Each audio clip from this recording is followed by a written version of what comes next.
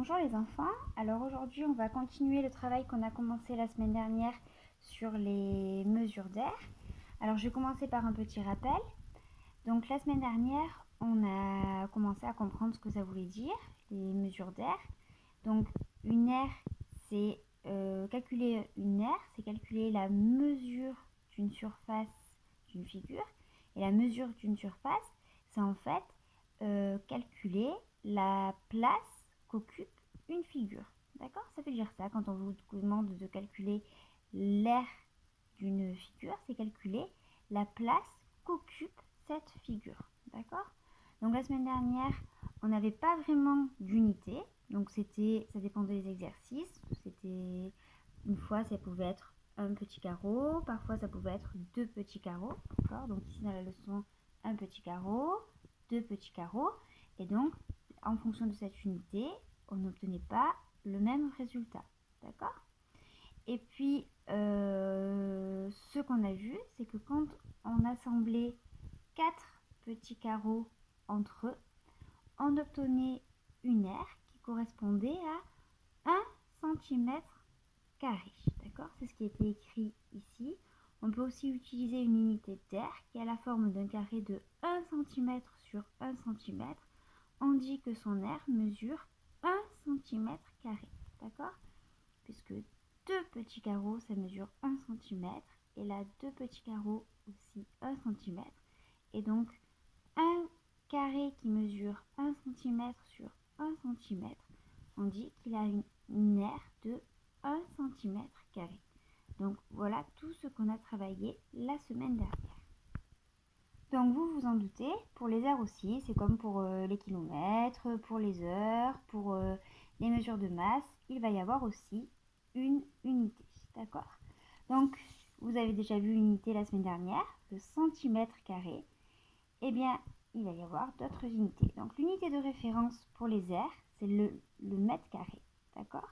Et ensuite, ça va être des sous-multiples. C'est les sous-multiples que vous connaissez déjà pour les unités de longueur, sauf que au lieu d'avoir millimètres, centimètres, décimètres, mètres, décamètres, hectomètres, kilomètres, comme vous avez l'habitude pour les unités de longueur, on va ajouter carré. Donc on va avoir mètre carré, décimètre carré, centimètre carré, millimètre carré, puis au-dessus du mètre, le décamètre carré, l'hectomètre carré et le kilomètre carré. D'accord? Il va y avoir aussi une grande différence par rapport aux unités de longueur. C'est que au lieu de placer un seul chiffre dans chaque colonne, dans le tableau de conversion, on va cette fois placer 2 chiffres par colonne. C'est pour ça que dans le tableau que je vous ai joint, que je vous ai envoyé, chaque colonne est elle-même divisée en 2 colonnes. Vous allez voir, vous allez comprendre. Donc tout de suite, ce que vous allez me demander, c'est si on doit placer un seul chiffre, est-ce que je le place dans la colonne de gauche ou dans la colonne de droite? Eh bien, je le place dans la colonne de droite. Donc, par exemple, si je veux écrire 3 mètres carrés, eh bien, je vais tout de suite venir écrire dans la colonne de droite. 3 mètres carrés, ça s'écrit comme ça, d'accord? Si vous venez écrire ici le 3, vous ne pouvez pas laisser cette colonne ici vide. Et vous allez la compléter par quoi? Par un 0, et oui. Donc si vous mettez le 3 ici, en fait, c'est 30 mètres carrés. D'accord? Donc si vous voulez écrire 3 mètres carrés, vous venez écrire le 3 dans la colonne de droite. Si vous mettez le 3 dans la colonne de gauche, alors vous êtes obligé de venir compléter par un 0. Et donc, en fait, vous avez écrit 30 mètres carrés. Jusque-là, rien de très compliqué. D'accord?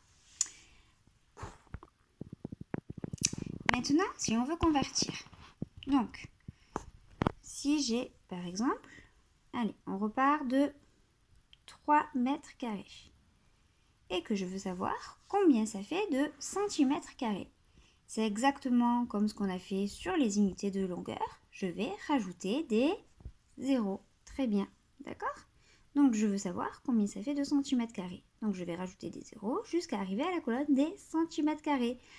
attention, pas la première, mais la deuxième. D'accord? Donc, je complète avec un 0.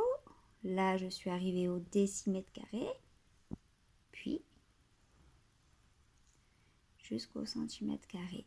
Il faut que mes 2 colonnes soient remplies. D'accord? C'est ce à quoi il faut faire très attention. Quand je convertis dans ce sens, je dois remplir mes 2 colonnes. D'accord? Quand je convertis dans ce sens, je dois remplir mes 2 colonnes. Donc 3 mètres carrés, c'est égal à 30 000 centimètres carrés. Je donne un autre exemple. Si je veux convertir, allez, 54 décimètres carrés en millimètres carrés. C'est la même chose, d'accord? Comment je fais? Je rajoute des zéros. Donc, les millimètres carrés, c'est ici, d'accord? C'est la colonne de droite. Je rajoute un 0, 2 0, 3 0 et 4 0. Je ne m'arrête surtout pas ici. Je vais jusqu'au bout, d'accord? Dans ce sens, je vais jusqu'à la deuxième colonne. Donc 54 décimètres carrés, c'est égal à 540 000 millimètres carrés. D'accord? Maintenant, on fait l'inverse. C'est-à-dire que je vais partir d'une unité plus petite pour aller d'une unité plus grande. D'accord? Là, jusqu'à maintenant, j'étais sur une unité plus grande et je suis descendue vers un sous-multiple, vers une unité plus petite. Et là, je vais partir d'une unité plus petite pour aller vers une unité plus grande. D'accord? Donc, on part par exemple de, allez, 700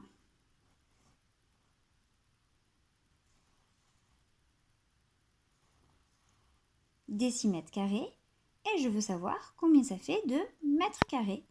Eh bien, d'accord, 700 décimètres carrés et je veux savoir combien ça fait de mètres carrés. Eh bien, c'est exactement la même chose que quand on travaillait sur les unités de longueur. Comment je fais? Je viens dans la colonne des mètres carrés.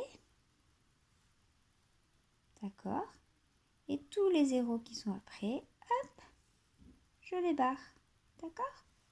Parce que vous vous rappelez, on disait hop, je viens à la colonne des mètres carrés et je dis stop, je mets une virgule. Mais vous savez très bien que 7,00 c'est égal à 7. Donc 700 décimètres carrés, c'est égal à 7 mètres carrés. D'accord? On fait un autre exemple. Allez, on n'est pas encore allé dans les kilomètres carrés, les hectomètres carrés, les décamètres carrés. Donc, allez, 85 000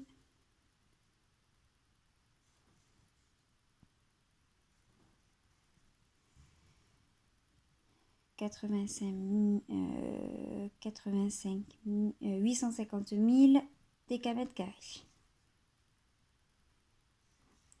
Je veux savoir combien ça fait de kilomètres carrés. D'accord? J'ai 850 000 décamètres carrés. Je veux savoir combien ça fait de kilomètres carrés. Les kilomètres carrés, c'est ici. D'accord? Donc, hop, je dis stop. Je mets une virgule. Mais je sais très bien que tous les zéros d'après sont inutiles. Hop, hop, hop, hop. Et ça fait 85 kilomètres carrés. D'accord? Donc,